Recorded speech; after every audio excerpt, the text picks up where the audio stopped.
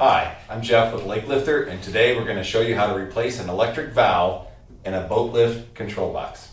The first thing you want to do is lower your boat lift all the way down. Make sure your boat is secure to the dock. Disclaimer before the video.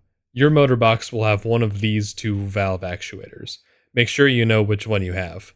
The one on the left with the blue knob is our older version and requires a full assembly replacement, which I'll show you how to do in a moment. Make sure you disconnect your boat hose before operating, unless you have our newer actuator with the black knob. Your knob may be a different color, and in that case, check for this quick release screw. If you have this screw here, you have our newer model and do not need to remove your boat hose. If you have our newer actuator model, go to this time in the video to learn how to replace it. Now we can replace your assembly. I've cleaned up my box for your ease of viewing. The first thing you want to do is check for the type of connection that your lift has. You will either have these two bolts, which requires one 4mm hex wrench, or one purple or blue set screw, which requires a 3mm hex wrench. The replacement process is nearly identical in either situation. First, we'll cover the 2-bolt connection. Unscrew this wire here, which connects your actuator and the control box. Simply unscrew the cap and pull apart. Next, remove these 2 screws, which hold the valve assembly in place. Make sure to keep track of the washer.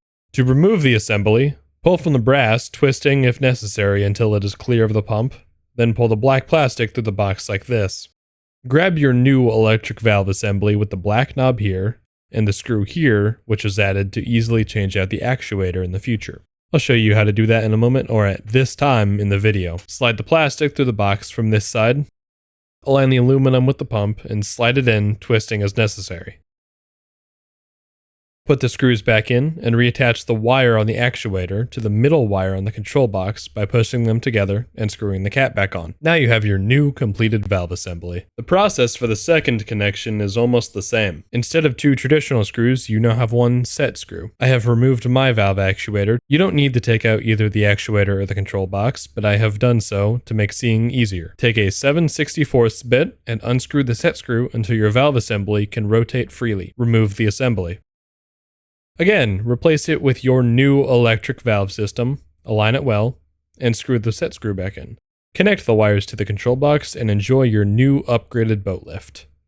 To replace a broken actuator, locate this screw here. Again, taking the assembly out of your boat lift is not required, but I have done so for ease of viewing. Using your Phillips head screwdriver, take the screw out. The actuator is connected to the assembly via 2 teeth. To remove the actuator, pull it apart as if you were cracking an egg while cooking. Before installing your new actuator, make sure the valve here is in line. If not, use pliers to turn it back perpendicular to the assembly. There is a divot in the bottom of your actuator that lines up with the valve. To reattach, line them up, hook the teeth of the assembly through the metal on the actuator, and push together until you hear a small click. After finishing up by attaching the screw, enjoy your new valve actuator.